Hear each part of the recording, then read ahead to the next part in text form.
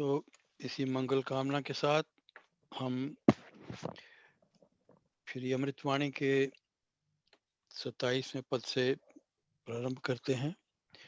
थोड़ी सी रिकैप है, like we always do. आप सबका भाई बहनों का इस कार्यक्रम में बहुत स्वागत है। तो कृपया, जैसे विपिन जी ने कहा, चेष्टा करें कि आपके ये टेलीफोन वगैरह या और जो आपके कर्म कलाप हैं उनसे आप निवृत्ति पाकर हमारे पास इस सत्संग में बैठें, तो सभी को आनंद आएगा। तो आज 27वां पद जो है उसकी थोड़ी सी रिकैप्चुलेशन करते हैं। राम नाम हो सदा सहायक, राम नाम सर्व सुखदायक, राम राम प्रभु राम की टेक, शरण शांति आश्रय है एक। तो ये तो 27वां पद है। यहाँ पे एक जो शब्द जो है महत्वपूर्ण है, बाकी तो शब्द आप जानते हैं। जो शब्द टेक है, टेक शब्द का हम उसको सिंपली कह देते हैं आश्रय। तो स्वामी जी ने यहाँ आश्रय का शब्द भी उपयोग किया, टेक का भी उपयोग किया, तो इसका कुछ ना कुछ तो उसमें भाव में थोड़ी डिफरेंस तो होना चाहिए। तो इस बात को आप ध्यान में रखें जब हम इस श्लोक की चर्चा पर आते हैं, तो हमें पद की चर्चा पाएंगे तो विल डू दैट। हमने पिछले सप्ताह इस बात की चर्चा की थी कि हमने 21 से 26 पद हैं, तो इन पदों में 27वां पद जो है ये उन पदों का सारांश है। अच्छा, जो भी व्यक्ति शरीरधारी पुरुष इस संसार में रहता है, चाहे वो ज्ञानी हो चाहे वो अज्ञानी हो, जब तक उसने शरीर को धारण किया हुआ है तो उसे भव सागर का या संसार का, जिसे हम राग शोक और मोह कहते हैं, संसार का भाव मैं जगत से नहीं ले रहा, भव सागर और संसार इसका एक ही भाव है। उसको, जो ज्ञानी है चाहे अज्ञानी है, उसे भी इस सिचुएशन का सामना करना पड़ता है। चाहे वे अवतार भी क्यों ना हो, वे भी इससे नहीं बच सकते। तो संसार को जो हम ये जो इसको 3 भागों में बांटा है हमने, राग शोक और मोह। राग मीन्स अटैचमेंट, उसमें अटैचमेंट के साथ द्वेष भी बीच में आ जाता है, क्योंकि हम द्वेष के साथ भी जुड़े रहते हैं, वो भी अटैचमेंट ही है। तो राग द्वेष एक तरफ हो गया, और उनसे उत्पन्न होने वाला जो शोक है, सौरव है, उसे हम शोक कहते हैं। दुख जो है उस वी कॉल इट, या देयर इज अदर वर्ड, विषाद को हम शोक कहते हैं।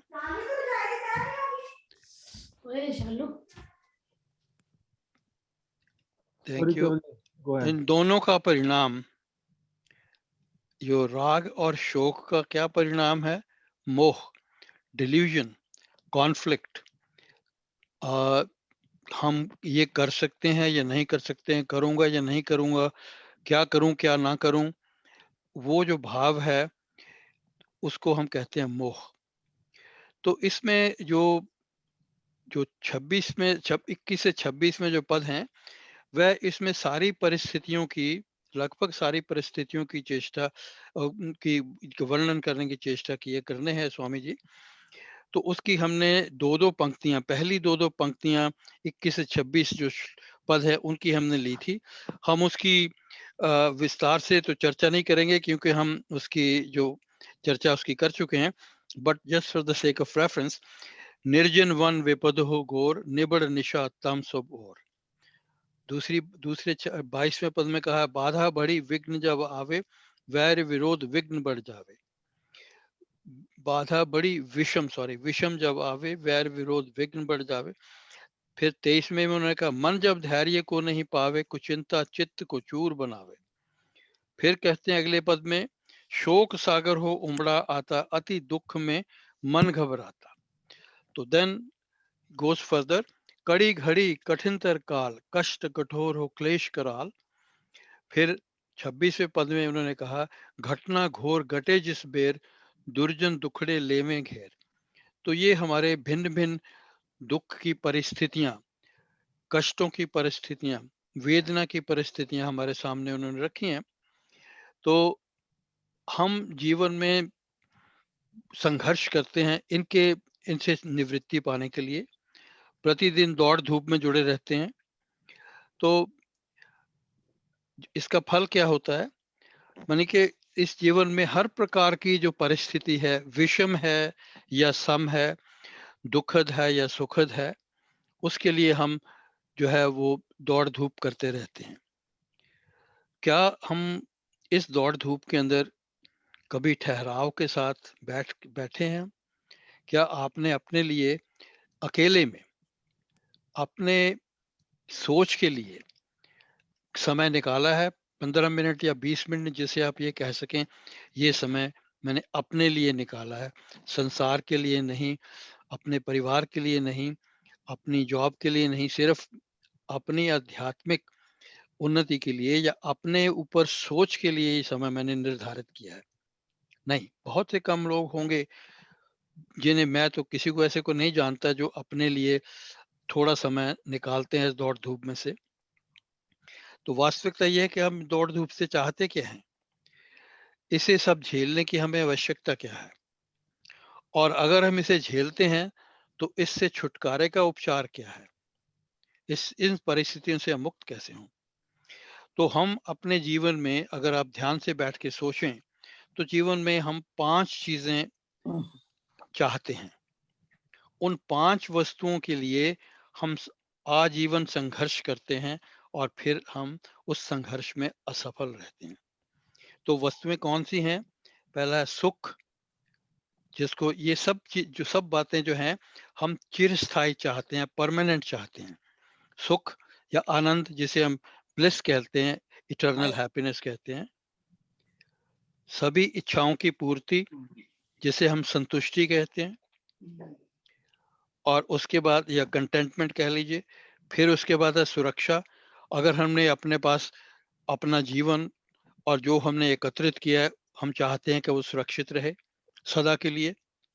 आप ये नहीं चाहते कि भूचाल है और मकान गिर जाए, या चोर आपकी घर की जो आपके पास एकत्रित पूंजी है उसकी चोरी करके ले जाए, या कोई आपके अकाउंट में जाके हैक करके पैसे निकाल ले। नो। और उसके साथ साथ आप शांति चाहते हैं। तो ये 5 बातें जो हैं, सुख या आनंद, संतुष्टि, पूर्णता, सुरक्षा और शांति, और ये सारी दौड़ धूप हम इसके लिए ही करते रहते हैं। हमारा समस्त जीवन इसी दौड़ धूप में नष्ट हो जाता है, हाथ फिर भी कुछ नहीं लगता। तो हम अपने से प्रश्न पूछें कि क्या जो कुछ हम ये चाहते हैं, 5 चीजें जो हम चाहते हैं चिरस्थायी रूप में, माइंड यू रिमेंबर दैट, क्या ये सब हमें बाह्य जगत में प्राप्त हो सकता है या हो जाएगा? हमारा उत्तर क्या होगा? आप सब जानते हैं, नहीं। ये हमारा उत्तर है कि ऐसा नहीं हो, बाह्य जगत से प्राप्त नहीं हो सकता। पर फिर भी इतना, ये उत्तर जानते हुए भी हमारा मन जो है वो नहीं मानता, फिर भी उसी संघर्ष में हम लगे रहते हैं, शायद शायद शायद। तो प्रायोरिटी प्रायोरिटी नहीं है। हाँ जी, प्रायोरिटी, प्रायोरिटी। हाँ, I am sorry, I didn't get you. मैंने कहा प्रायोरिटी नहीं दी या हमने। प्रायोरिटी हमने रखी नहीं। तो क्योंकि हमने हमने अपने लिए समय नहीं रखा, सोचने का बात हमने नहीं की, हमने सोचने की सोची भी नहीं, तो ये होगा नहीं। ये जो हमें असफलता मिलती है, इसके कई बार हम कारण ढूंढने की कोशिश करते हैं। कई बार तो हम स्वयं इसके कारण होते हैं, या कभी हमारा जो वातावरण है वो इसका कारण होता है, या सामाजिक प्रतिबंध, जो वर्ल्डली कंस्ट्रेंट्स हैं, वो भी इसके अंदर जो है वो शामिल हो जाते हैं। तो जब ये सब बातें हमें प्राप्त नहीं होती, not of all of a sudden, पर हमें कहीं ना कहीं असफलता प्राप्त अब जो मिलती रहती है, असफलता मिलती रहती है, हमारी एक्सपेक्टेशंस जो हैं वो पूरी नहीं होती। तो जब हमारी expectation, when we don't meet our expectation, तो हम शोकग्रस्त हो जाते हैं। यही विषाद है और यही दुख का कारण है। यदि हम थोड़ा और गहराई में जाएं, तो ये हम समझेंगे कि ये असफलता जो हमें मिली है, जो हमें ये दुख मिला है, इसका कारण है अज्ञान। बाकी सब के सब अज्ञान के कार्य हैं। जो हम ढूंढ रहे हैं बाह्य जगत से, वो उसके वश की बात नहीं, क्योंकि उसके पास वो है ही नहीं। जो स्वयं चिरस्थायी नहीं है, तो आपको वो चिरस्थायी वस्तुएं किस प्रकार दे सकता है? जिसको अपने जीवन का भरोसा नहीं है, तो आपको वो कैसे भरोसा दिला सकता है कि फिक्र ना करो, मैं आजीवन, जब तक तुम्हारे सारे जीवन में तुम्हारी खुशियां ही खुशियां भर दूंगा? ऐसा नहीं हो सकता। तो इससे हमें आवश्यकता है अपने भीतर झांकने की, अंतर्मुखी होने की। तो हमने ये देख लिया कि हमारे जो संबंध हैं, मैं इनसे जुड़ा हुआ हूँ, ये सब बातें मुझसे जुड़ी हुई हैं, ये मेरे हैं, अ, और मेरे रहेंगे, या मैं उनका हूँ, उनका रहूंगा। तो ये राग जो है, इसमें राग की कभी पूर्ति नहीं होती। इससे शोक और विषाद ये हमें अवश्य मिलता है। तो जिस व्यक्ति का मन शोकातुर है, तो वो प्राय डिल्यूडेड होता है, भ्रमित रहता है, कंफ्यूजन में होता है, कॉन्फ्लिक्ट में होता है, किंग किंग कर्तव्य विमूढ़ जिसे हम कहते हैं संस्कृत में। तो मोह से जुड़े कई प्रकार के हमें जो है कष्ट अपने जीवन में, रोग जो हैं इस प्रकार के उठाने पड़ते हैं। और सबसे पहले तो ये है, ये जो भ्रम है, इससे काम, क्रोध, लोभ और अहंकार जो है वो उत्पन्न होते हैं। और ये जो तीनों हैं, इससे anxiety, depression, frustration, stress, strain, inferiority complex, insecurity, fear, hopelessness, निराशा जिसको कहते हैं, ये सब चीज़ें जो हैं इससे उत्पन्न होती हैं। तो एक छोटी सी बात को लेके हमने अपने इतनी बड़ी समस्याओं को हमने समेट लिया अपने भीतर।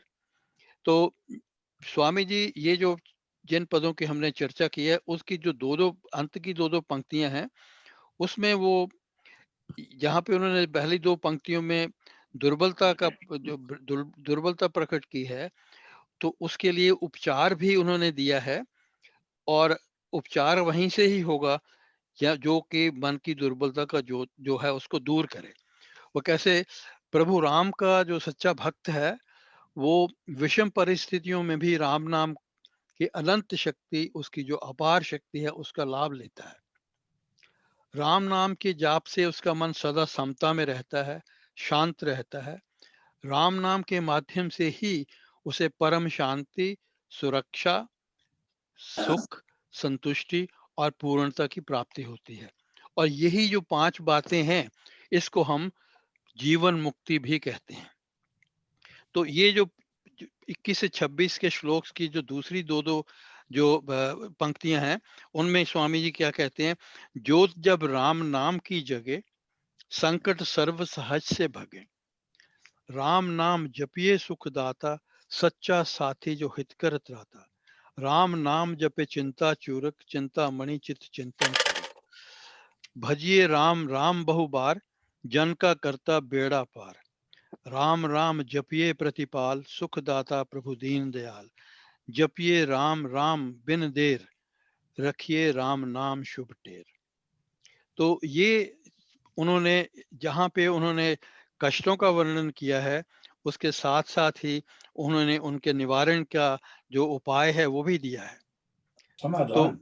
हाँ जी, समाधान। समाधान, या दैट्स राइट। तो एक ही समाधान है, thank you.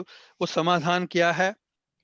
One common denominator in all of them, वो राम है राम नाम।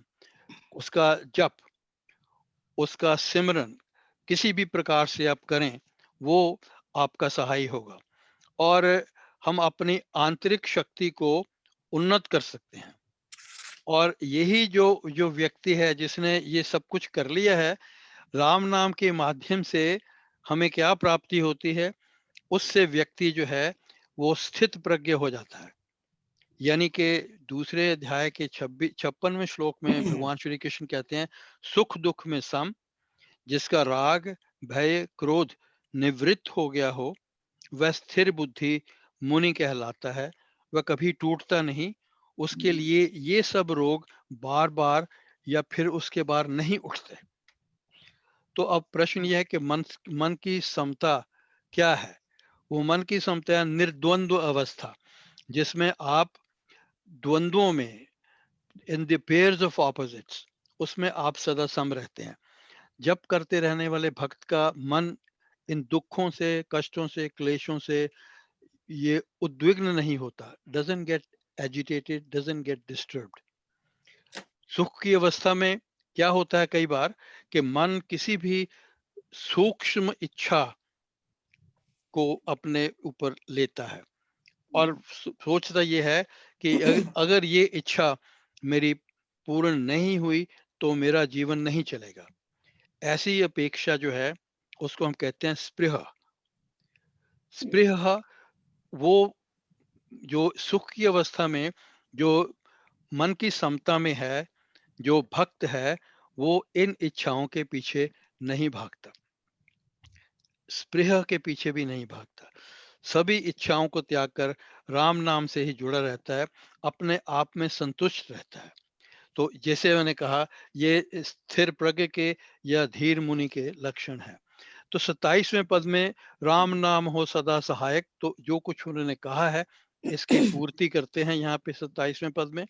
राम नाम हो सदा सहायक, राम नाम सर्व सुखदायक, राम राम प्रभु राम की टेक, शरण शांति आश्रय है एक। तो इन समस्याओं के समाधान के लिए मन को मोड़कर राम नाम में एकाग्र करना और एकाग्रचित करने की आवश्यकता है। अच्छा, यहाँ पे जो एक शब्द जिसकी मैंने बात पहले की थी, टेक और आश्रय दो हैं।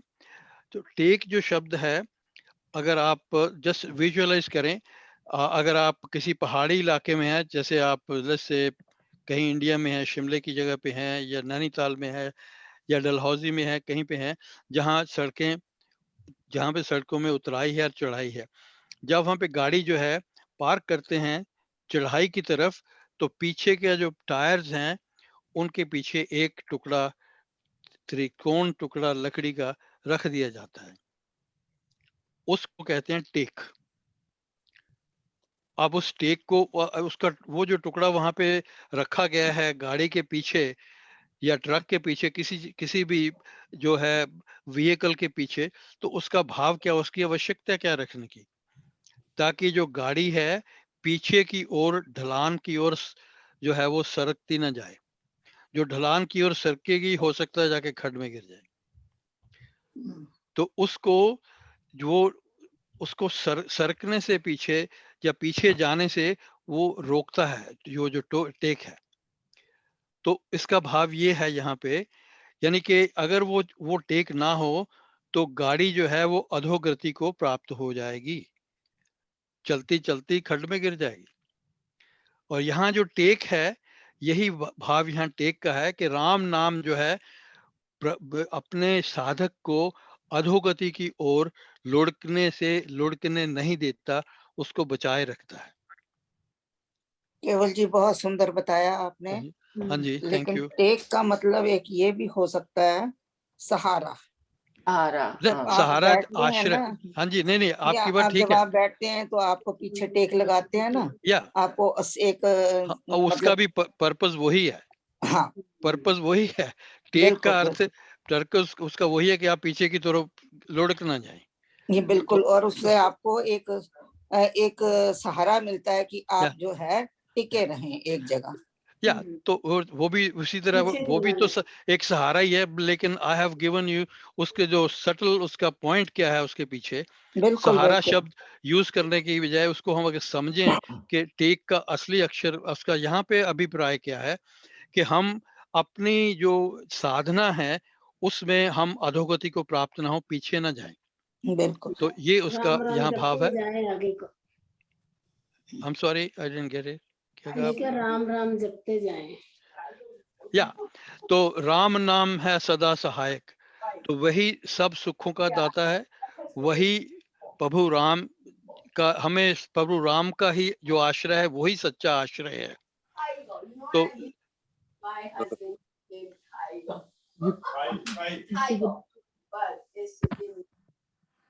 केवल जी गो है। हाँ जी, सॉरी। केवल जी एक सवाल था। हाँ जी, कहिए। आपने पहले कहा कि हम 5 चीजें मांगते हैं, जो भी यस, बताइए, उनमें से ठीक। एक सुख भी है, लेकिन हम पहले कहीं पढ़ चुके हैं कि सुख के साथ दुख आता है। रात नहीं दिन के साथ रात आती है, जैसे जीवन चुना, हर नहीं आदमी नहीं, या जीवन ठीक है, या ठीक है, आपने तो जो कहा वो ठीक है, आपकी बात मैं समझ गया। लेकिन जहाँ यहाँ जो हम जिस सुख की बात कर रहे हैं वो है आनंद, इटर्नल सुख, सदा रहने वाला, जो हर क्षण आपके भीतर है। चाहे कोई भी आपके शरीर की कोई भी अवस्था हो, आपको शरीर में दुख की अवस्था है, पर वो जो आपके भीतर आपके आत्मा का जो सुख है वो बना रहता है। यहाँ जिस सुख की हम बात कर रहे हैं, एक्चुअली जो वर्ड जो उसके लिए है आनंद, परम सुख जिसे हम कहते हैं, परम सुख ब्लिस भी की कह आनंद की बात सकते करते हैं, हैं। हाँ जी, ब्लिस ब्लिस भी कह सकते हैं ना, ब्लिस। ब्लिस, या दैट्स राइट, या एग्जैक्टली, थैंक यू। तो थोड़ा उसमें ये है कि दुख के साथ सुख आता है। वी आर टॉकिंग अबाउट सांसारिक सुख की बात कर रहे हैं, टेम्परेरी जो है, जो नश्वर है, नहीं, उसकी पर बात। हम इसे जोड़ें, जैसे हम्म, हम हर पेयर में आती है ना, हाँ मान लो जी, हाँ जी, हर आदमी कहता है मैं जिंदा रहूं, लेकिन ठीक है, डेट ऑफ बर्थ है, डेट ऑफ डेथ होनी, हमने हाँ, अनजाने में ही मौत के गले में माला तो डाल ही दी। आज हो गए तो जाएंगे तो सही सही। मौत के गले में नहीं, अपने मले गले में माला डाल ली है। अपनी फोटो टांग दी हमने दीवार पे, फोटो बीच में टांग दी, माला, और माला, माला मतलब से और भी टका। माला डाल दी अपने गले में। हाँ तो जी, जुड़ना ही जुड़ना है। अच्छा, ठीक कोई है, और चीज है, फूल, या फूल पसंद करते हो तो कांटे आएंगे ही साथ में, सुख आया तो दुख आएगा। तो या ये वो जो तो पढ़ एक दूसरे चुके के हैं मैं, साथी है ना, सुख दुख फूल कांटे दे दिन कम रात। दे कम एक कम इन बार पेयर्स। चोपड़ा साहब जी को फिनिश करने दो, नहीं, चोपड़ा साहब please, हाँ जी। ये जब पेयर पेयर में सारी चीजें हैं, हम्म, हम पहले पढ़ चुके हैं आत्मिक भावनाओं में या कि we are not part of this. जब हम पार्ट हैं ही नहीं, हाँ जी, पहले से हम लोग दृष्टा है, तो राम नाम तो सप्लीमेंट करेगा, फर्दर हमें नेक्स्ट स्टेप पे लेके जाएगा। That's right. अब बात ये यहाँ पे सोचने वाली बात ये है, आपने ये कह दिया कि हम आत्मा हैं, हम इनसे ऊपर हैं, इन सब से ऊपर हैं। लेकिन प्रश्न ये है कि क्या ये आपके मुख की स्टेटमेंट है या आपके अंतरात्मा की स्टेटमेंट है? आप इसको अनुभव कर चुके हैं, आपने ये मान लिया है। ये दो बातें यहाँ पे, हम आत्मा के रूप में इस शरीर के साथ हमने संबंध जोड़ा है। इस शरीर के साथ संबंध जुड़ने के कारण हम अपने आप को जीवात्मा कहते हैं। तो जीवात्मा जब बनते हैं तो हम शरीर के जितने भी कार्यकलाप हैं, जो कुछ भी शरीर के साथ घटता है, उसको हम ये सोचकर अपने ऊपर घटता हुआ जानते हैं। शरीर के अंदर चोट लगी तो हमें चोट लगी, शरीर के अंदर शरीर की हम देखते हैं मृत्यु हुई तो हम समझते हैं कि ये बात हम पर भी घटेगी। तो वो भाव जब तक बना हुआ है, जब तक ये भाव बना हुआ है कि हम शरीर हैं, तब तक वो सुख और दुख जो इस संसार से मिलने वाले जितने भी पेयर्स हैं वो हमें सताएंगे, वो हमें हमें भुगतने पड़ेंगे। तो जब हम इस अपने मन को इस बात से निवृत्त कर लेंगे, यानी कि जब हमारी तीसरी आंख, third I, the I of divinity, वो जब खुल जाएगी, उस समय ये जो संसार से मिलने वाला कुछ भी है, चाहे वो सुख है, चाहे वो दुख है, चाहे वो पाप है, चाहे वो पुण्य है, कुछ भी है, उससे हमारा कोई लेन देन नहीं रहता। तो वो अवस्था जब आएगी, तब हम जो आपने कहा उस क्षेत्र में, उस लेवल पर हम तब पहुंचेंगे। पर जब तक हम नहीं पहुंचते, तब तक हमें वो समाधान, हमें एफर्ट करनी है। टेक टेक का यूज करना है। टेक है, या टेक का यूज करिए, ताकि हम जहां पे हैं वहां से नीचे ना सटकें। ठीक कम है से कम वहीं वहीं पर तो बने रहें। अगले जन्म में भी हम वहीं से स्टार्ट करेंगे फिर। लेकिन अगर हमने उसकी टेक नहीं ली तो हो सकता है अगले जन्म में और कहीं पीछे चले जाएं। ठीक। तो हमारी जो मौलिक समस्या है वो है भव रोग या संसार, राग शोक और मोह, conflict, confusion, dependent upon external factors. तो हमें मानसिक शांति के लिए हमें क्या करना है? रामम शरणम वयम प्रपन्ना, प्रभु राम की शरण में है, राम नाम की शरण में है। तो यहाँ में मैं राम शरण में हूँ, अपना जो मंदिर है उसकी शरण में हूँ। ये वो वैसे इसका भाव वहां पे ये नहीं बनता, लेकिन मैंने अपनी तरफ से इसको जोड़ दिया है। हम प्रभु राम की शरण में हैं, राम नाम की शरण में है। तो जब हमें ज्ञान की प्राप्ति हो जाती है, प्रभु के विषय में हमें ज्ञान हो गया, राम के विषय में हमने सारी जानकारी हमें मिल गई, तो उसको हम कहते हैं आत्मन्येव आत्मना तुष्टा। हमारी जो है, हम अपने ही बारे में ये जो पांचों वस्तुएं हमें उसको हम प्राप्त हो जाएंगे। हमें आनंद, इच्छा पूर्ति या संतुष्टि, शांति, पूर्णता, सुरक्षा, ये सभी कुछ प्राप्त हो जाएगा। तो ये था 27वां पद, और उसके साथ हमने 26वें पद थोड़े से जोड़े, और 26 से 21 से लेकर 26 तक। तो अब हम 28वें पद की ओर चलते हैं। कृपया, who is gonna do the honour? Kamlesh aunty.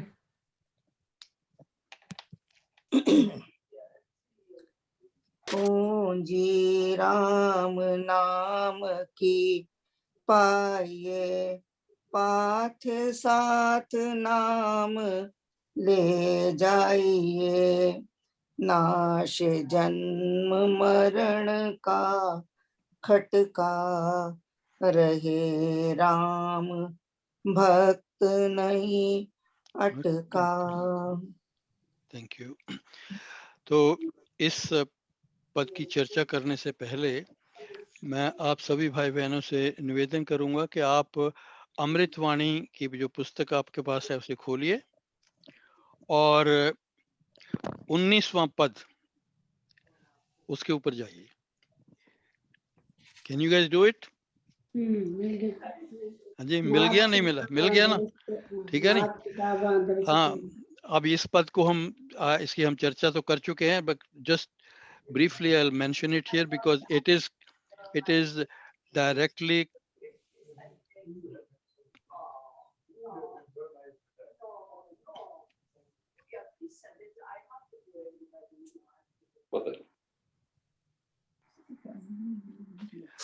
I think Vipin ji, आपकी बात मेरे ख्याल है लोगों को कम समझ में लगी। आप किसी और लैंग्वेज में बोलिए। हाँ जी, लगता यही है मेरे को। हाँ। ये प्रॉब्लम हमारे यहाँ से आ रही है, हमारे नेबर आ गए हैं, उनको पता नहीं लग रहा कि ये आवाज सारी इधर भी आ रही है। Oh, अच्छा, no, that's fine. Yeah, It's so not I'm you. so sorry. No. There is nothing you can do about it. आपका उसमें आपका वो दोष नहीं है. Anyway, that's fine. We'll live with it as long as it is not happening by individuals who are sitting in the satsang. तो आपका मैंने ध्यान अमृतवाणी के 19वें पद की ओर आकर्षित किया है। मात पिता बांधव सुतदारा, धनजन साजन सखा प्यारा, अंत काल दे सके न सहारा, राम नाम तेरा तारण हारा।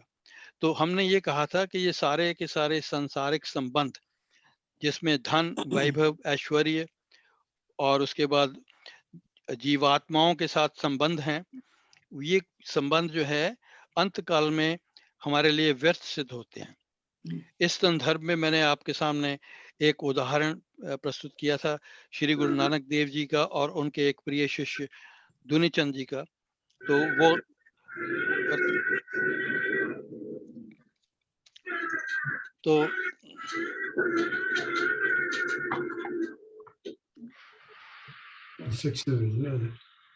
तो अंत काल में ये जो सांसारिक संबंध हैं वो हमारे सहाय नहीं बनते।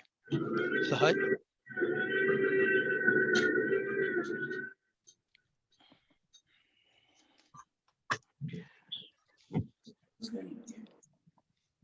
और ये सब इसी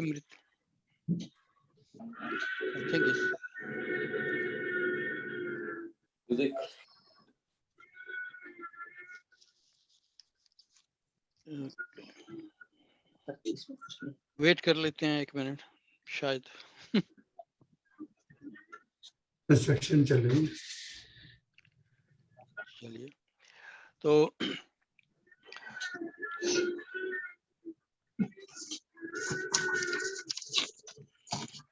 म्यूट कर तो लेना। माइक या बंद कर लो ना अपना। विपिन जी, इन्हें माइक बंद कर लो, नहीं तो वो म्यूट कर दो।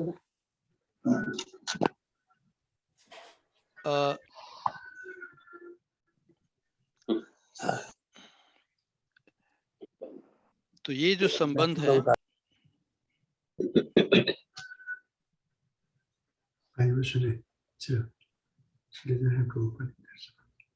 प्लीज अनम्यूट कर लें अपना माइक अगर you know if you have something else is going on.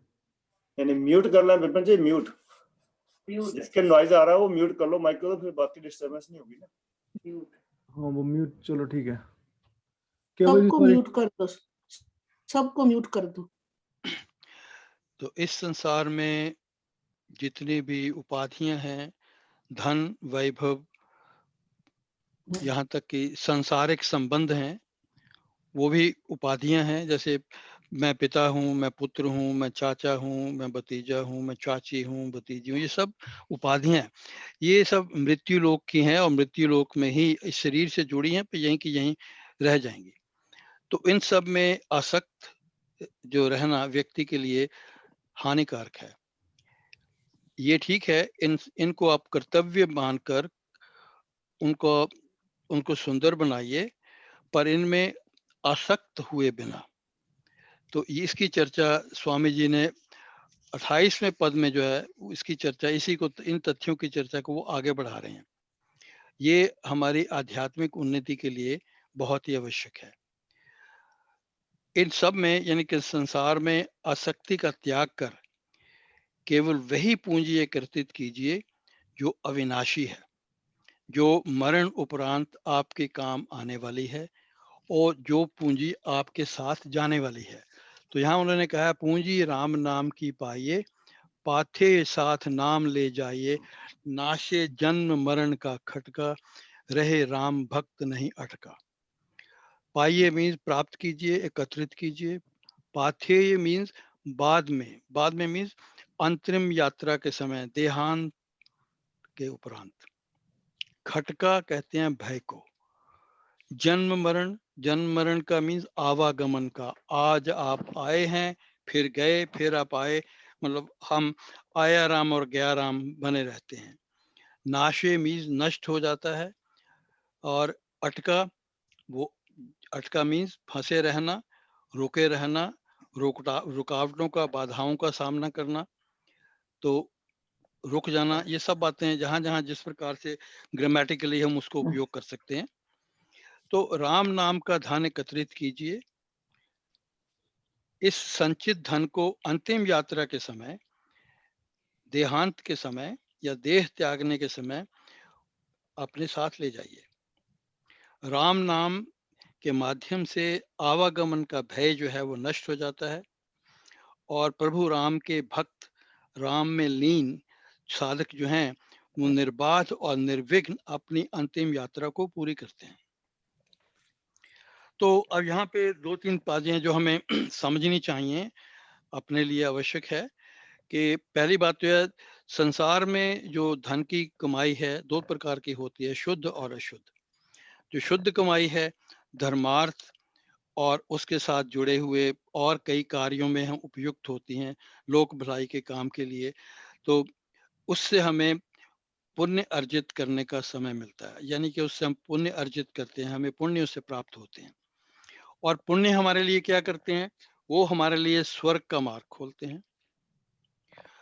और लेकिन यहाँ पे इसका भाव यहाँ पे इतना नहीं हमें ले लेना चाहिए कि हमने शुभ कमाई कर ली, धर्मार्थ के काम कर लिए और सब कुछ ठीक ठाक हो गया, एवरीथिंग इज हंकी डोरी। नो, क्योंकि ये जो शुद्ध कमाई है हमें 1 लेवल या 2 लेवल या 3 लेवल या 4 लेवल ऊपर ले जा सकती है। और जैसे ही हमारे ये पुण्य जो हैं, जो ये कमाई इसलिए कहते हैं कि वहाँ पे जो पुण्य हैं उनको हम खर्च करेंगे, जब तक वहाँ पे रहेंगे, जब तक हमारे पास पुण्यों की कमाई है तब तक हम वहाँ पे रह पाएंगे। उसके बाद फिर क्या होगा, फिर हम मृत्यु लोक में उस हॉलिडे के बाद वापस। तो भाव ये हुआ कि ये जो संसार में धन की शुद्ध कमाई है वो भी व्यक्ति के लिए मुक्ति का द्वार नहीं खोल सकता। स्वर्ग का द्वार तो खुल जाएगा लेकिन मुक्ति का द्वार नहीं, आपको फिर वहीं पे लौटकर अपने घर वापस आना पड़ेगा। तो सिर्फ एक राम नाम का धन ही ऐसा है जो आपके लिए मुक्ति का द्वार खोल सकता है। जिसके पास राम धन एकत्रित है उसको किसी प्रकार की बाधाएं या रुकावटें जो है वो नहीं आती, उनका सामना नहीं करना पड़ता। तो अगर आपके धन उपार्जन का साधन शुद्ध नहीं है, धन व्यक्ति के लिए स्वर्ग का द्वार भी नहीं खोल सकता। वह धन आपके लिए ना होने के बराबर है। पाप की कमाई से कभी भी पुण्य नहीं खरीदे जा सकते। तो नाम की कमाई से प्रायः जो जुड़े हुए आनंद हैं, कौन से आनंद जो हैं, शब्द स्पर्श रूप रस गंध, यानी कि शारीरिक जो आनंद हैं वो हम नाम की कमाई से नहीं खरीद सकते।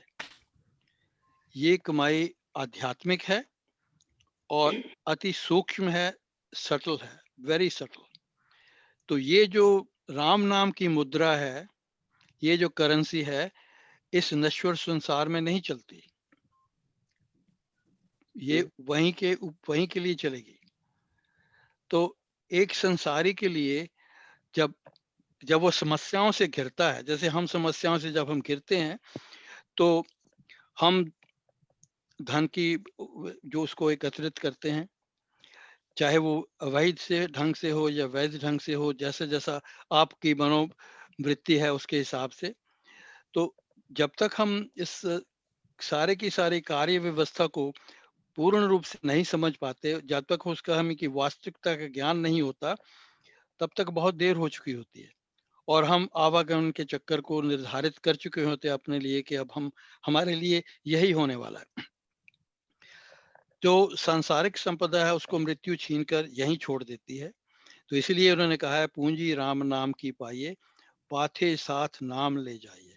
तो आवागमन का भय एक बात और आवागमन का चक्र दूसरी बात, ये दोनों के दोनों जो हैं राम नाम से वो जो है हमारे समाप्त हो जाते हैं। तो ये निस्संदेह सत्य है कि राम नाम, जिसने राम नाम की पूंजी एकत्रित कर ली है, उसकी अंतिम यात्रा में कभी भी उसको बाधा नहीं आती। तो उसका निस्तार कैसे होता है व्यक्ति का, प्रश्न ये यहाँ है। केवल जी ये पाथे का जो आपने बताया कि मृत्यु के बाद भी इसको साथ ले जा सकते हैं, तो यहाँ जीवन यात्रा में भी हमारे साथ साथ चलता है। या पाथे जो है, पाथे का अर्थ जो आपने बताया बिल्कुल सही बताया। ये एक यात्रा में जो हम खाना साथ लेके चलते हैं या उसको पाथे कहते हैं।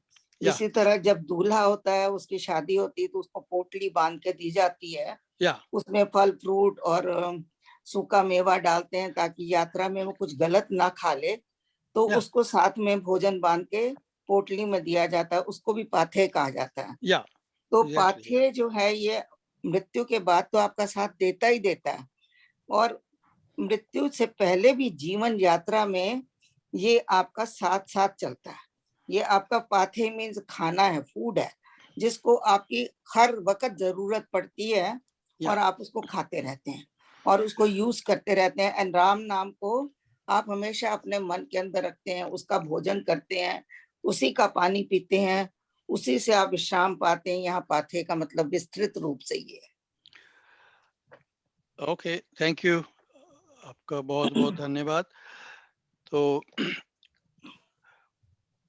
जो आपने दो बातें यहाँ पे हो गई, एक तो ये है कि राम नाम की जो हम पूंजी एकत्रित करते हैं वो हमें अंतिम यात्रा में हमारी सहायता करती है, और दूसरी बात जो आपने कही कि वो इस जीवन यात्रा में भी हमारी सहायता करती है।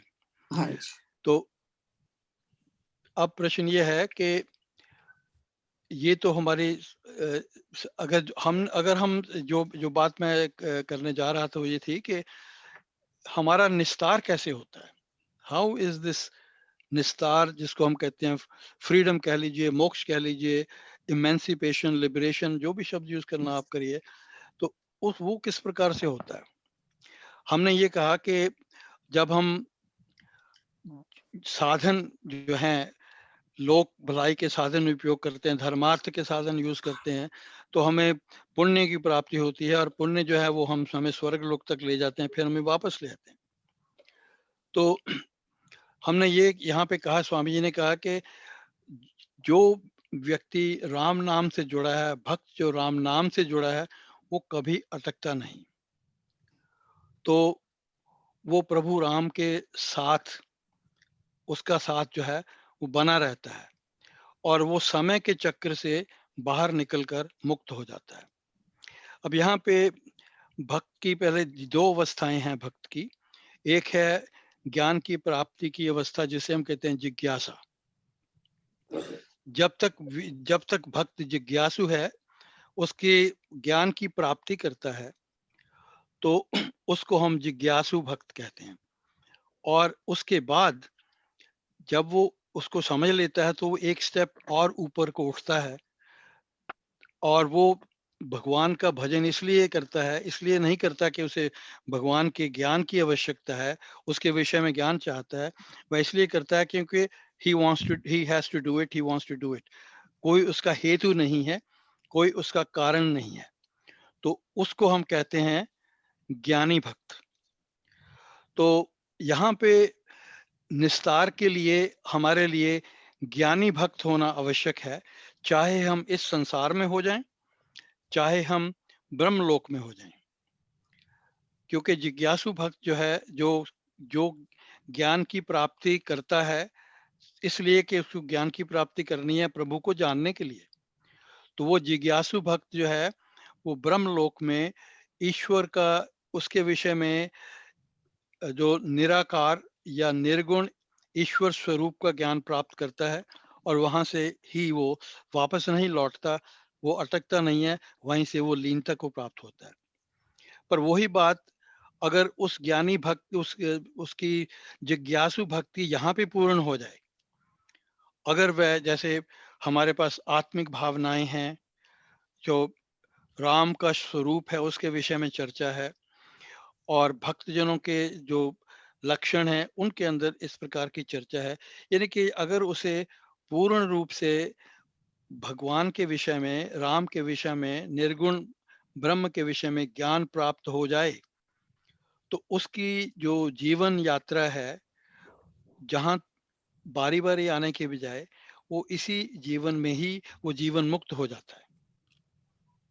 हाँ जी, तो ये भी बात है। आप कह रहे हैं ना कि ये तो ज्ञान की अवस्था है, पर जैसे हम लोग हैं, हम लोगों में ना ज्ञान है ना भक्ति है।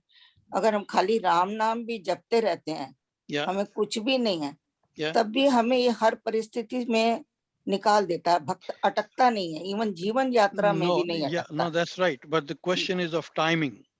यहाँ पे सिर्फ टाइमिंग, क्योंकि राम नाम जप करने से भी एक आपके भीतर समाधि की स्थिति आ जाएगी और उस समाधि की स्थिति में पहुंचकर आपको वहां पर भी ज्ञान की प्राप्ति होती है। बिल्कुल ठीक कह रहे हो केवल जी, लेकिन हम लोगों की अवस्था में ना समाधि आती है ना कुछ और आता है, लेकिन साधारण राम नाम जपने से भी इंसान हर परिस्थिति से पार हो जाता है। हर परिस्थिति से पार, वो तो ठीक है बात आप, लेकिन बात जो है वो वहीं की वहीं रही कि हमें तो पता नहीं लगेगा कि हमें इस जन्म में हमें मोक्ष मिलेगा या अगले जन्म में मिलेगा। ये ज्ञान, ये जो हम करते हैं, नाम जाप करते हैं या सिमरन करते हैं, करते करते करते करते वो स्थिति आएगी ही। जब तक वो स्थिति नहीं आती, तब तक हम इस संसार से जुड़े रहेंगे, तब तक हम मुक्त नहीं होंगे। मुक्ति हमें तभी प्राप्त होगी जब हमारी वो स्थिति आ जाएगी। जब भी आए, आई एम नॉट सेइंग कि it is gonna take years, months और कितने कितने जन्म लगे, हो सकता है कुछ क्षण ही लगे, आई डोंट नो। ये अपने ऊपर है, व्यक्ति के ऊपर है, उसके मन जो है वो किस प्रकार से साधना में लिप्त है, किस प्रकार से सधाया जा रहा है, उन सब बातों के ऊपर ये निर्भर है। हाँ जी। तो राम नाम की परिस्थिति में भी जब हम देखते हैं हम बहुत चिंताग्रस्त होते हैं, तो राम नाम जपने से एकदम से आपके अंदर की चिंता, नेगेटिविटी दूर होके पॉजिटिविटी आ जाती है। तो वो साधारण अवस्था है, ना हम किसी ज्ञान में है, ना हम किसी ऊंची अवस्था में है। तो मैं तो इस छोटी छोटी अवस्थाओं की बात कर रही हूँ जिसमें हम लोग अटके हुए हैं। अटके हुए हैं, तो उसको अगर हम निरंतर जाप का आश्रय लेंगे तो एक 24/7 जब हम उसका आश्रय ले लेंगे तो एक स्टेज ऐसी आ जाएगी कि जहां पहुंचकर हमारा जो है वो कल्याण हो जाएगा। जब हम अगर आपको शायद याद हो, यही बात एक बार हमने पहले भी की थी कि हम अपनी इस आध्यात्मिक यात्रा में अपनी गाड़ी को खींचते हैं अपहिल, कठिन कार्य है, और भगवत कृपा उस गाड़ी को धक्का लगाती है पीछे से। हम देखते नहीं है, हमें दिखाई नहीं देता, लेकिन उसकी कृपा हमारे साथ साथ चलती है। और जब हम उस स्टेज पर पहुंच जाते हैं, यानी कि जो समाधि की स्टेज है, उस स्टेज पर जब पहुंच जाते हैं तो वही प्रभु कृपा हमें उस समाधि की कृपा से आगे धकेलती है, जहाँ पे हम जब आत्मज्ञानी या ज्ञानी भक्त हो जाते हैं और उसमें ऑटोमेटिकली हमें लीनता की प्राप्ति होती है। तो राम नाम की पूंजी पाए, जो राम नाम की पूंजी को हम पाए, एकत्रित करें। प्राय हम आर्थिक कष्ट के समय क्या करते हैं, प्रभु का चिंतन करते हैं। वो जो चिंतन है वो राम नाम की पूंजी एकत्रित करना नहीं है। इसको ध्यान ध्यान से सुनिए, समझिए कि जब हम किसी कष्ट में उसका सिमरन करते हैं, उस कष्ट निवारण के लिए सिमरन करते हैं, उस समय हम ईश्वर को या प्रभु को या जो भी आप नाम देना चाहें, उसको हम यहाँ सकाम भक्त के रूप में उपयोग करते हैं, और उसको हम एक साधन के रूप में उपयोग करते हैं, as a means for fulfilling our desires, या to get us out of the problems we are in.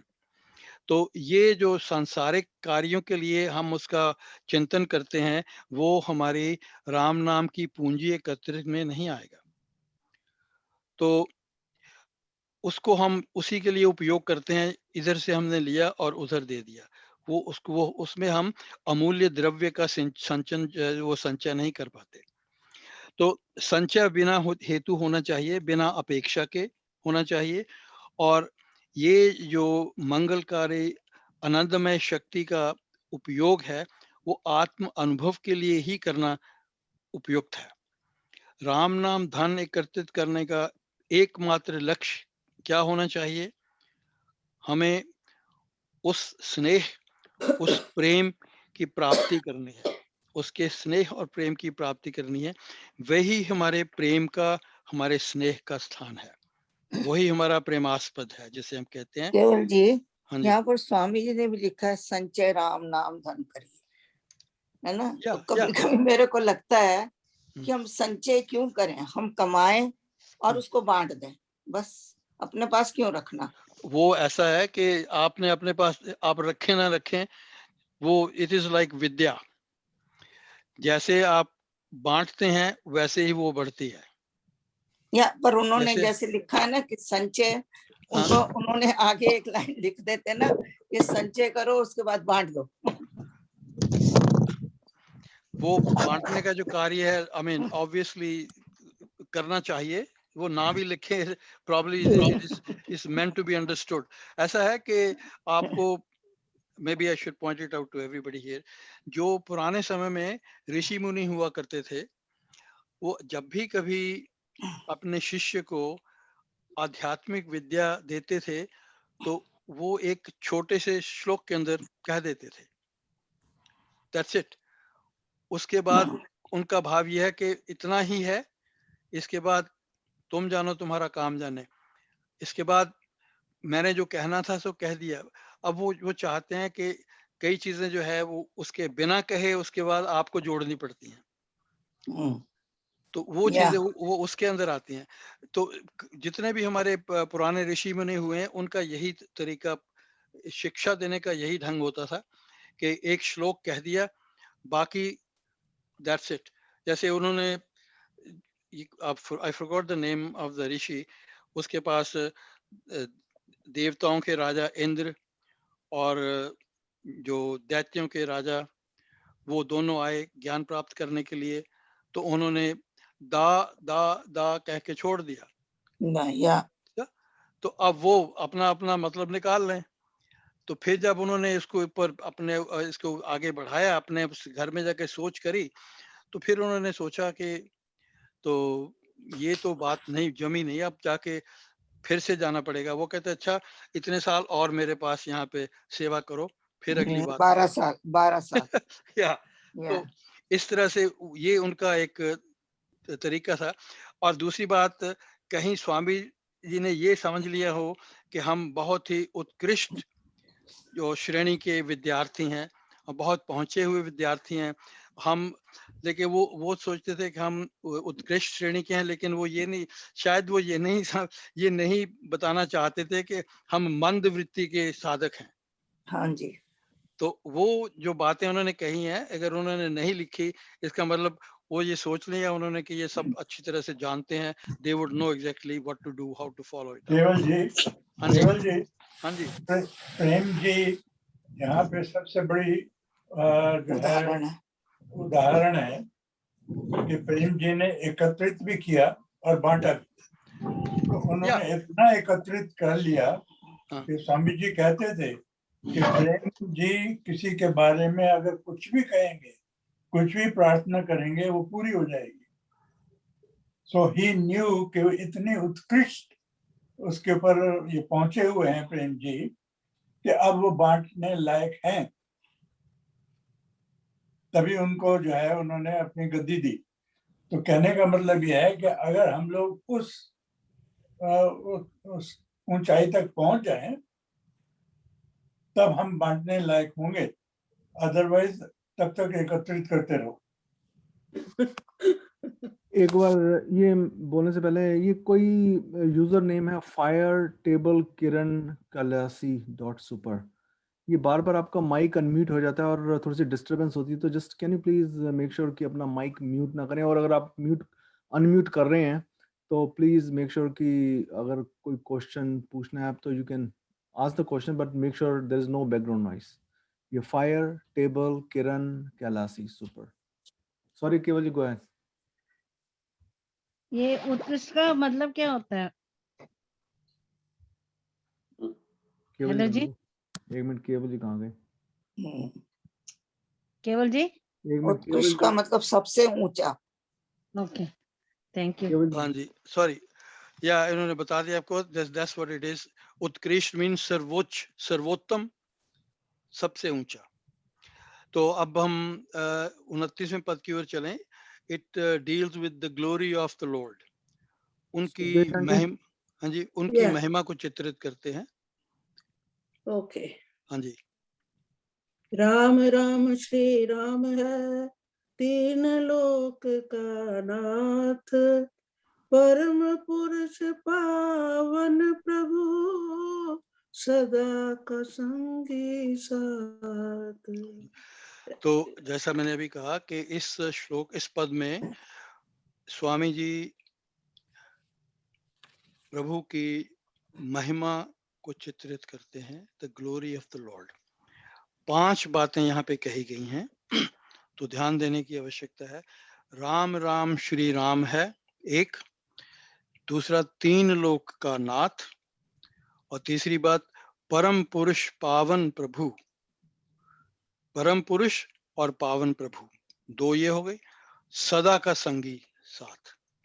तो ये 5 बातें उन्होंने इस पद में कही हैं। ये 5 उनकी, जिसको हम कहेंगे उनकी महिमा या उनकी ग्लोरी, ये उसके अंदर आएंगी। This is not the entire glory, but these 5 things are there for you to remember. ये उनका स्वरूप है, उनके स्वरूप के ये थोड़े से अंश हैं जी। 3 लोक, जिसको हम भिन्न भिन्न प्रकार से उपयोग करते हैं, मृत्यु लोक, पितृलोक, देवलोक, या मृत्यु लोक, उसके बाद यू कैन से स्वर्ग और पाताल। और इसके साथ साथ जो इसकी विस्तृत परिभाषा है वो ये है, इसको हम कहते हैं सृष्टि, संपूर्ण सृष्टि।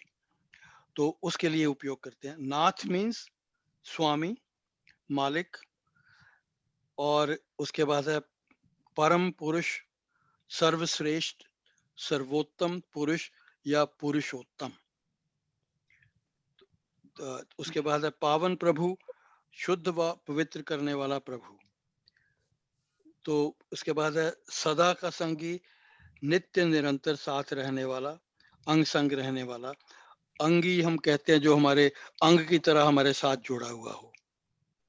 तो ये इसके शब्दों के अर्थ हैं। अब हम इनके जो पांचों पदों की जो है वो थोड़ी थोड़ी चर्चा करेंगे, लेकिन राम राम है श्री राम, राम राम श्री राम है, इसकी हम सबसे बाद में चर्चा करेंगे।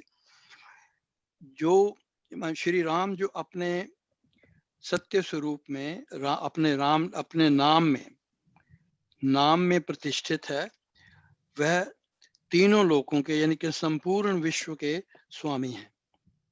वे पुरुषोत्तम हैं, पवित्र और शुद्ध करने वाले प्रभु हैं। वह भक्त का संग कभी नहीं त्यागते, सदा भक्त के अंग संग रहते हैं।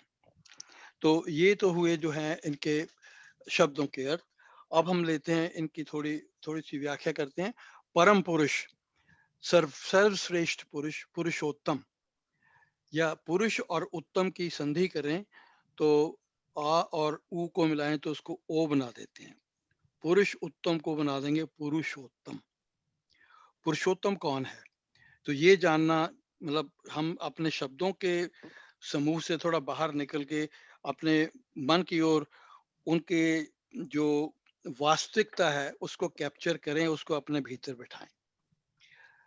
श्रीमद् भगवद गीता जिन भाई बहनों ने संपूर्ण रूप से पढ़ ली है वो जानते होंगे कि 15वें अध्याय में इसका जो है चर्चा की गई है। पुरुषोत्तम, उसको पुरुषोत्तम योग कहा जाता है अध्याय को, उसकी स्पष्टीकरण वहां पे किया गया है। तो थोड़ा सा हम इसको विस्तृत रूप से लें। जो मानव शरीर है उसके दो भाग हैं, उनको एक को क्षर पुरुष कहते हैं, दूसरे को अक्षर पुरुष। यानी कि जीवात्मा और आत्मा के संयोग से जो बना है उसका एक भाग है क्षर। क्षर कहते हैं जो नाशवान है, जिसको हम शरीर कहते हैं। दूसरी तरफ है अक्षर, जो क्षर नहीं होता। तो ये अक्षर वो वर्णमाला का अक्षर नहीं है, इट इज अक्षर, जो क्षर नहीं होता, इसको हम कहते हैं आत्मा। और शरीर जो है वो आत्मा की अभिव्यक्ति है, मीन्स आत्मा के जो एक्सप्रेशन हैं वो शरीर प्रकट करता है। तो शरीर जो है वो नाशवान है। तो जितनी भी पदवियां शरीर से जुड़ी हैं, जैसे मैंने भी पीछे कहा, वो भी सब की सब नाशवान है। तो सभी भूतों में एक रस आत्मा, आत्मसत्ता, वही अक्षर है, अविनाशी है। तो अविनाशी में जो विनाशी है उसमें क्या लेते हैं, नाम है, उपाधियां हैं, रूप है, किसी का काला रंग है, गोरा रंग है, उसका कद छोटा है, कद बड़ा है, तो ये सब नाशवान है। इसका संबंध अहंकार से जुड़ा रहता है, वो भी नाशवान है। तो अपने शुद्ध स्वरूप में जो स्थित आत्मा है वो अविनाशी है। लेकिन अब ये बात आती है कि उत्तम पुरुष, पुरुषोत्तम, परम पुरुष वो क्या है, वो कौन है। इस शरीर के अंदर आत्मा और शरीर के अलावा क्षर और अक्षर पुरुष के अतिरिक्त एक और पुरुष भी उपस्थित है, जिसे हम कहते हैं परम पुरुष, परम आत्मा। उसको हम पुरुषोत्तम भी कहते हैं, और वही सर्वाधार है। तो इसकी जो चर्चा है जो है क्षर और अक्षर की, वो वेदों से जो है वो ली गई है, वेदों में की गई है।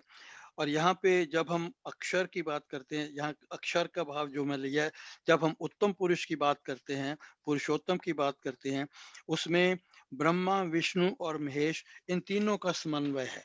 तीनों के जो कार्य क्षेत्र हैं एक में ही समाये। तो यहाँ पे स्वामी जी ने 5 बातों की चर्चा की है। पहला है राम शब्द, उसकी जैसे मैंने कहा उसकी चर्चा बाद में छोड़, I want to do it again but I just let me mention it. तो राम राम ही राम है।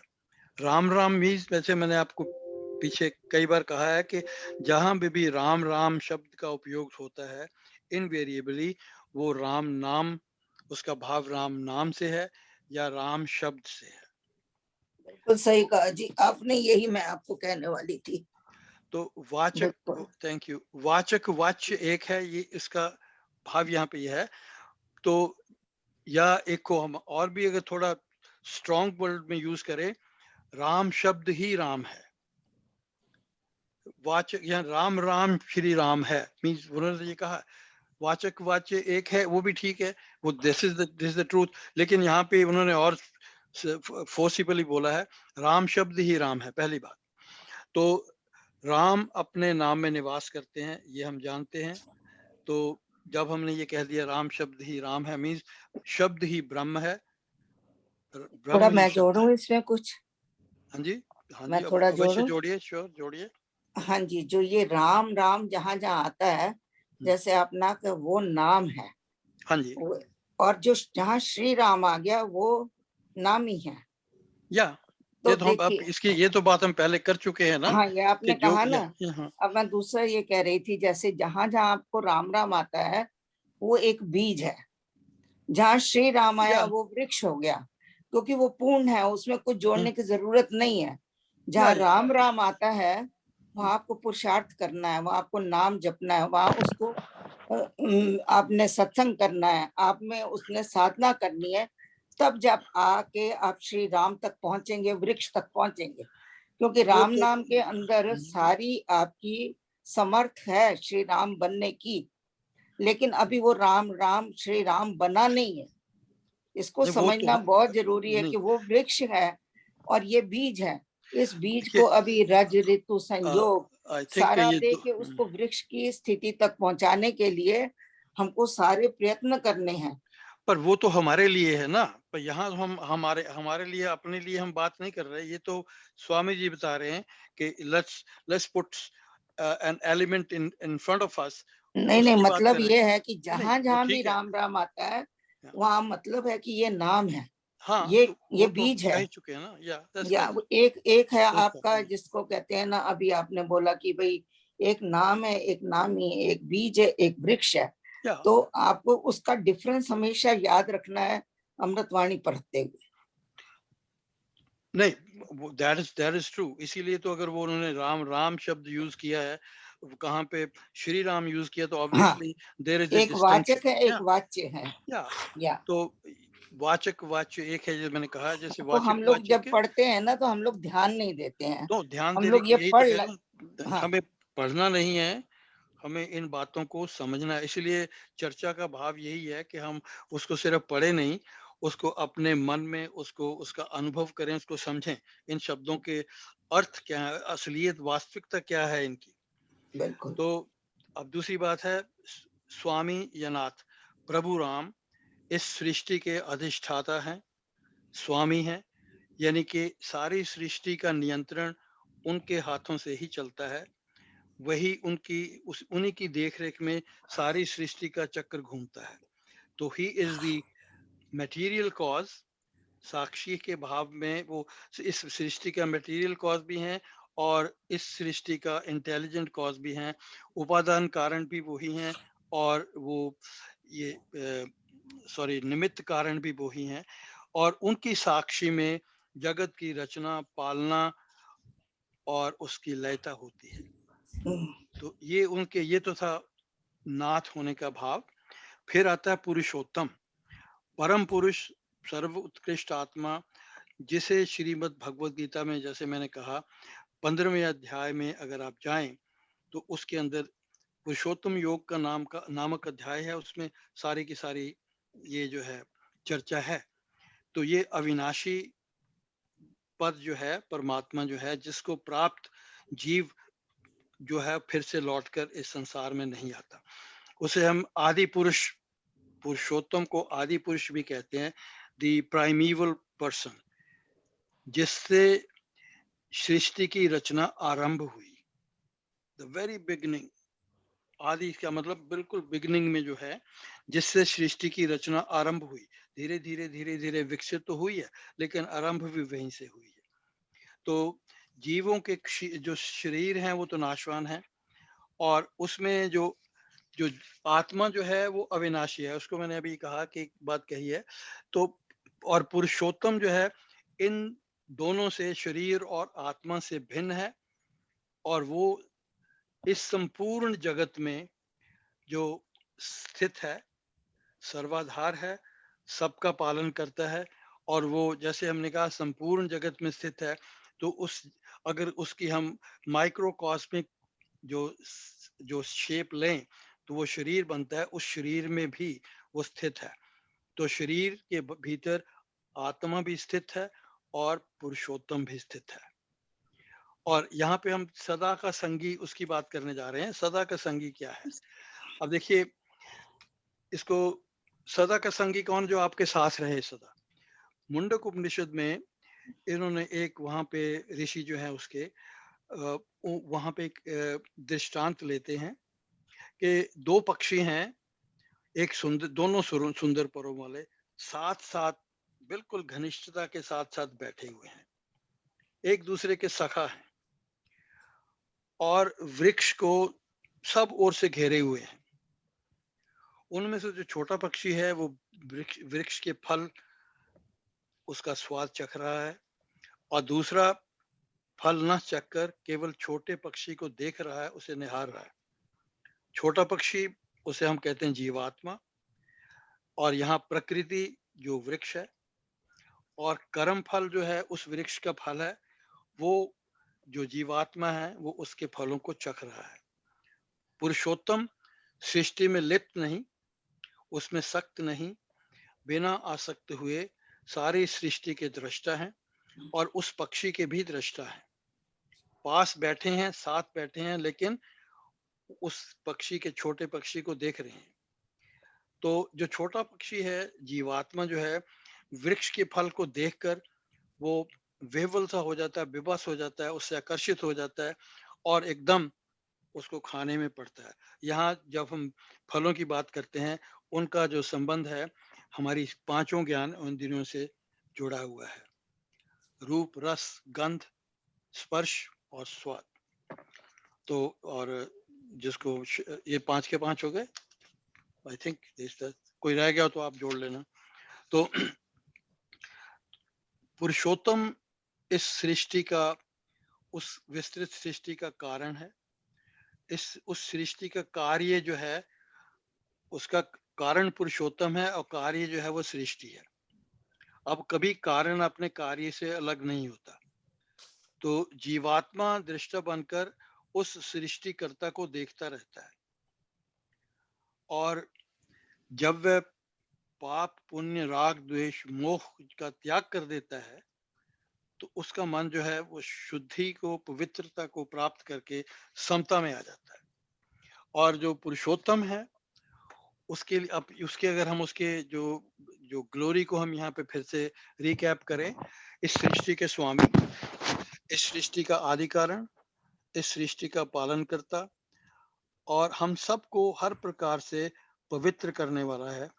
और ये तो उनके जो ग्लोरी की बात हमने की, अभिव्यक्ति की बात करी।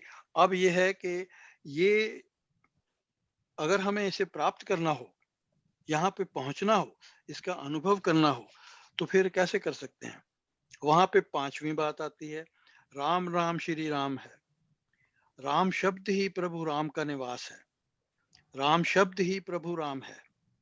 तो इसका भाव ये हुआ कि हम शब्द को पकड़ें, उसकी साधना करें, उसी में हम सबको प्राप्ति होगी, सब कुछ की प्राप्ति होगी, यानी कि हम कहें तो उसी में हमारी गति है।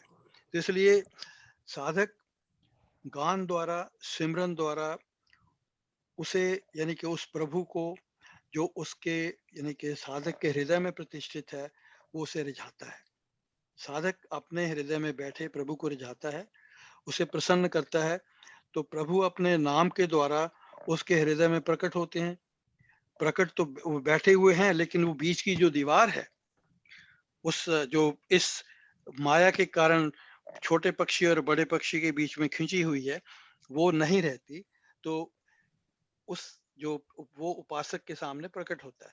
तो एक ही नाम से, यानी कि जो व्यक्ति अनन्य भक्ति से एक ही नाम से, मीन एक नाम, जो जिसने एक नाम पकड़ा है, कोई भी नाम हो, राम नाम हो, कृष्ण नाम हो, जो भी नाम चाहे, हमारे लिए उत्कृष्ट नाम जो हमने चुना है वो यहाँ मैंने अभी कहा नहीं, राम नाम है।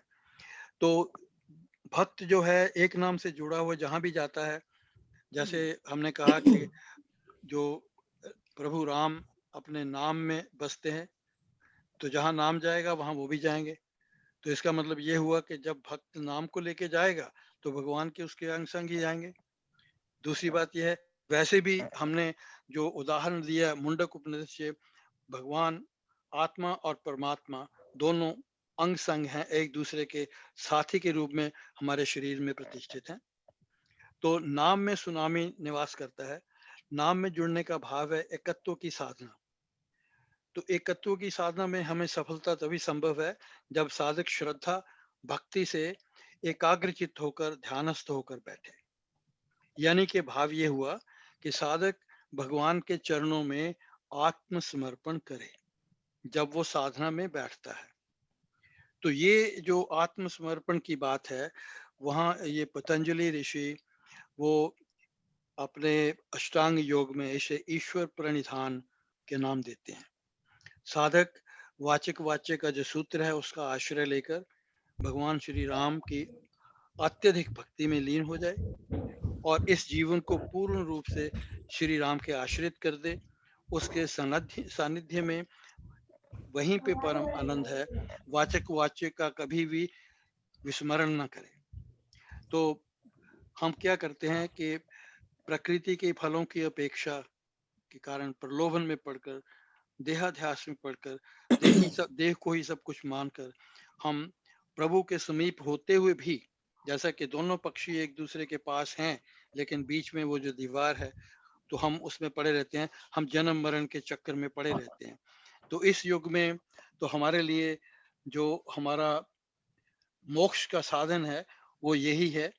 जो सर्वोत्कृष्ट पूजा है वो है वाचक वाच्य की साधना, या जिसको हम कहते हैं, हम उसमें अपने आप को नाम से जोड़ें, सिमरन करें, जप करें, कीर्तन करें, जितने भी माध्यम अपना सकते हैं अपनाएं। ये हम सब के सब किसी न किसी स्टेज पे जप की परिभाषा में ही आ जाते हैं। नाम जप में ही हमारी सभी हम साधनाओं की सफलता है।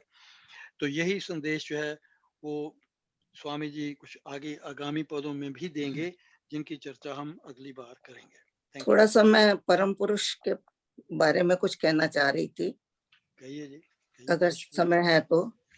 हाँ जी, परम पुरुष के लिए बताया गया है कि जब परमात्मा ने सृष्टि रची तो सारी सृष्टि जो है वो स्त्री रूपेण है और एक परमात्मा ही है, वो परम पुरुष है। तो हम भी सारे के सारे लोग जो हैं, एवरीबॉडी इंक्लूडिंग जो पुरुष हैं वो भी पुरुष हैं, वो भी स्त्री ही हैं। स्त्रीण जो है सारे विश्व में छाया हुआ है, सिर्फ एक परम पुरुष परमात्मा है, वो पुरुष है। और इसका एक उदाहरण उन्होंने मीराबाई जी का दिया था कि एक बार मीरा जी ने किसी संत के बारे में बहुत कुछ सुना था, तो जब वो उनके दर्शन करने के लिए गई तो वहां पर उन्होंने संदेश भिजवाया।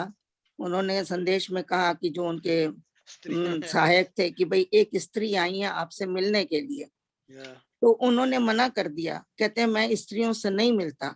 तो मीरा जी ने उनको संदेश भिजवाया कि मैंने तो सुना है कि पूर्ण सृष्टि में एक ही परम पुरुष है, एक ही पुरुष है, तुम कहाँ से पुरुष बन गए? मैं तो गलत जगह पर आ गई हूँ। मैंने तो सोचा था और तुम्हारे में तो अभी भी स्त्री और पुरुष का भाव है। तो उन्होंने कहा कि मैं तुमसे मिलना भी नहीं चाहती। तो वो संत जो हैं फिर उन्होंने अपनी गलती को रियलाइज किया और मीरा जी को अपने दर्शन दिए। तो ये बताती है बात कि पूरी सृष्टि जो है स्त्री रूप है और परमात्मा एक जो है वो एक पुरुष रूप है। Thank you. Thank you.